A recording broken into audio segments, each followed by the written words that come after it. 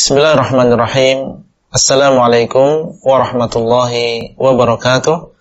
Alhamdulillah, wassalatu wassalamu ala Rasulillah wa ala alihi wa ashabihi wa man walah. Anggota grup WhatsApp Dirasah Islamiyah yang semoga dimuliakan oleh Allah, kita lanjutkan pembahasan kitab Aqidah Ahlussunnah wal Jamaah yang ditulis oleh Fadilatul Syekh Muhammad bin Shalih Al-Utsaimin rahimahullah.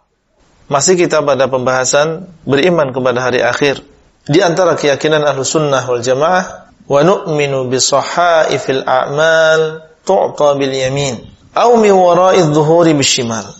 Dan kita yaitu Ahlussunnah wal Jamaah beriman dengan lembaran-lembaran amal. Kita tahu bahwasanya apa yang kita lakukan, apa yang kita ucapkan dicatat dan tidak ada sesuatu yang ditinggalkan.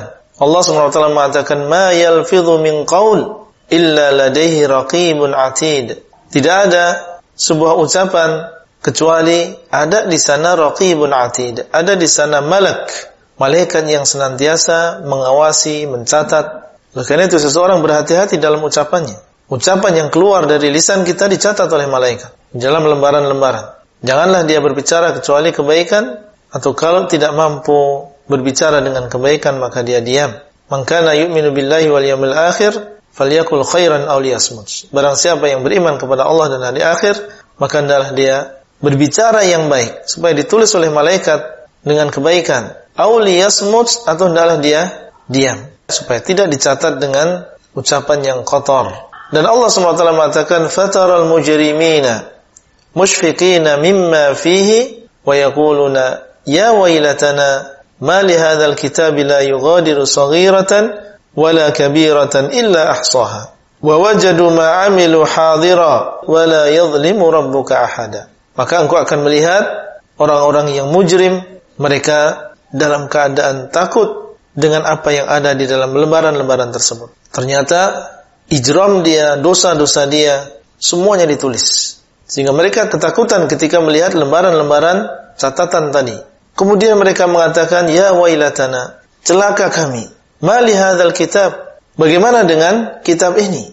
Ternyata dia la yughadiru saghiratan wala kabiratan illa ahsaha. Ternyata dia tidak meninggalkan sesuatu yang kecil maupun yang besar kecuali ditulis semuanya. Lengkap, tidak ada yang ketinggalan. La yughadiru, tidak meninggalkan sesuatu apapun. Ini menunjukkan bahwasanya amalan-amalan seseorang nanti akan ditulis di dalam sahaif. Maka kita beriman, Ahlussunnah beriman bahwasanya amalan-amalan kita tertulis di dalam sahaif tadi, di dalam kitab-kitab, di dalam lembaran-lembaran. Di sana ada malaikat yang bertugas untuk menulisnya, dan mereka sangat teliti dan tidak menzalimi meskipun sedikit. Apa yang diperintahkan untuk ditulis. Wa inna 'alaikum lahafizin kiraman katibin. Dan sesungguhnya pada kalian itu ada yang menjaga, dan mereka adalah kiraman katibin, mereka adalah malaikat-malaikat yang mulia dalam keadaan mereka menulis. Tu'ta bil yamin aw min wara'i adh-dhuhur bishimal. Lembaran-lembaran tadi di antara keyakinan Ahlussunnah bahwasanya kelak dia akan dibagikan, tidak disembunyikan, tapi akan dibagikan kepada mereka.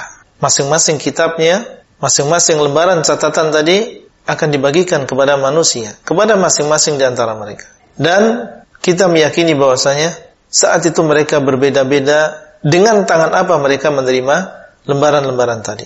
Sebagaimana Allah kabarkan, ada di antara mereka yang menerima lembaran-lembaran tadi dengan tangan kanannya, dan ada di antara mereka yang menerima lembaran-lembaran tadi mi wara'idh dhuhur bishimal, dengan tangan kirinya dan dari arah belakangnya. Jadi bukan dengan tangan kiri kemudian dari depan, tidak. Dengan tangan kiri itu sudah kehinaan. Ditambah lagi diberikan kitab tadi dari belakangnya, dan ini adalah kehinaan yang lain.